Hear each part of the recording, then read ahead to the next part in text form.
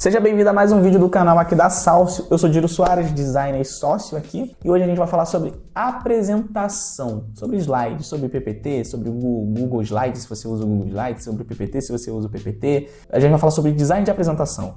Diro, mas vocês não são um canal sobre brand, sobre, enfim, construção de marca? Sim, mas fica comigo até o final desse vídeo que você vai entender por que esse assunto é importante e você pode tirar algum proveito também. Fica comigo depois da vinheta.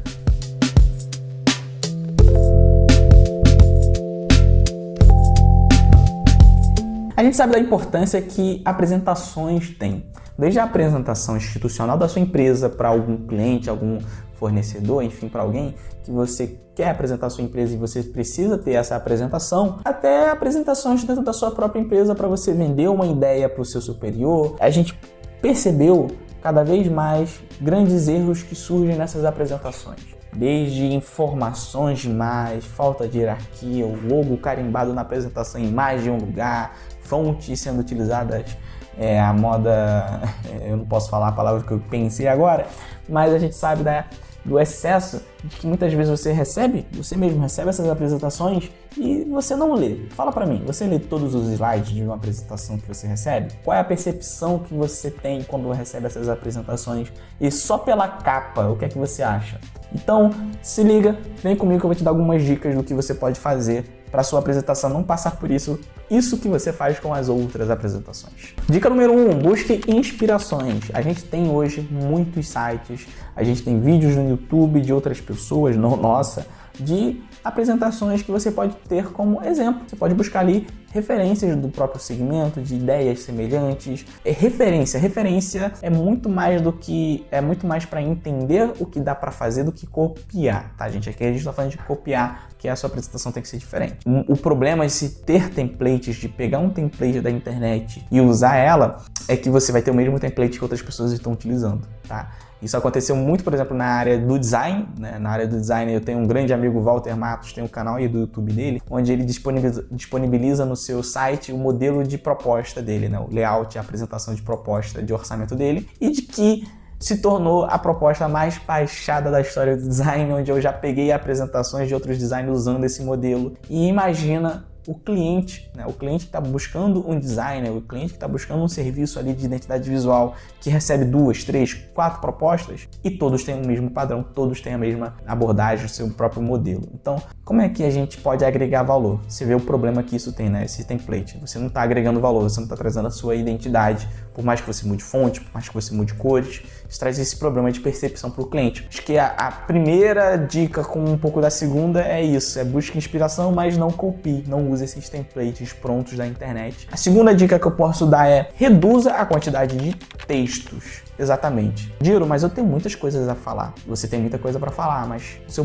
público, o seu usuário, a pessoa que vai ler, ela tem esse tempo para ler? Ela tem esse interesse tão grande em ler o que você tem ali para apresentar? Então seja preciso. Ah, mas eu tenho muito texto. Tenta diagramar de uma forma interessante, coloca uma parte em um slide, a outra em outro slide. Torne essa apresentação interessante, chamativa, com poucas informações, as informações precisas para chamar a atenção.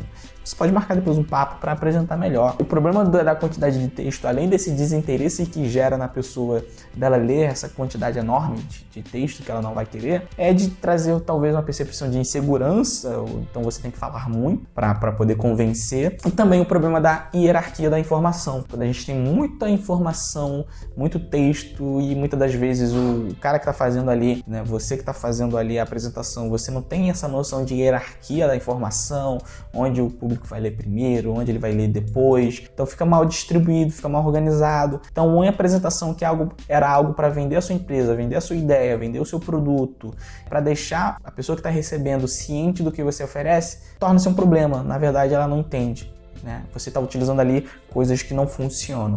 A última dica que eu posso dar é siga a sua identidade visual. Siga a sua identidade visual, desde cores que você vai utilizar ali na apresentação, desde as fontes que você vai utilizar ali na apresentação. A gente sabe que no manual, muitas das vezes, as fontes que estão sendo utilizadas ali, as fontes que são apresentadas no manual, são fontes para a comunicação visual, seja folders e tudo mais, site, tudo isso. E hoje, não hoje, né, mas já faz um tempo, que a gente sempre coloca aqui nos nossos manuais a necessidade de fontes de sistema, justamente para isso. Quando você for utilizar um PPT, quando você for utilizar um Excel, quando você for fazer algo no Word, você ter essas fontes de sistema. Essas fontes de sistema são as fontes nativas ali do próprio Mac, do próprio Windows, né? Que são ali as fontes padrão. Então a gente sempre faz também no manual e sempre coloca essas orientações de qual fonte você tem que utilizar, para que todos da empresa também utilizem as mesmas fontes, né, gente? Para que você utilize a Helvetica, teu sócio ali utiliza Times New Roman,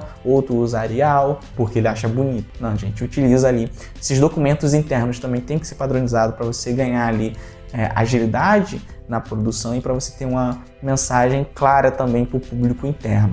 Quando a gente fala de atributos de marcas na comunicação visual, a gente não está falando só para o público externo, para o público que te compra, para os stakeholders, fornecedores, enfim, todo esse público externo, mas a gente também está construindo uma marca para o público interno, para o público dos teus funcionários, para você, para os teus sócios, enfim, que lida ali com esse material, lida ali também com a sua marca. Qual é a reputação que a sua comunicação visual interna passa para esses públicos. Acho que essas são as principais dicas que eu posso te dar para uma apresentação um pouco mais direcionada, beleza?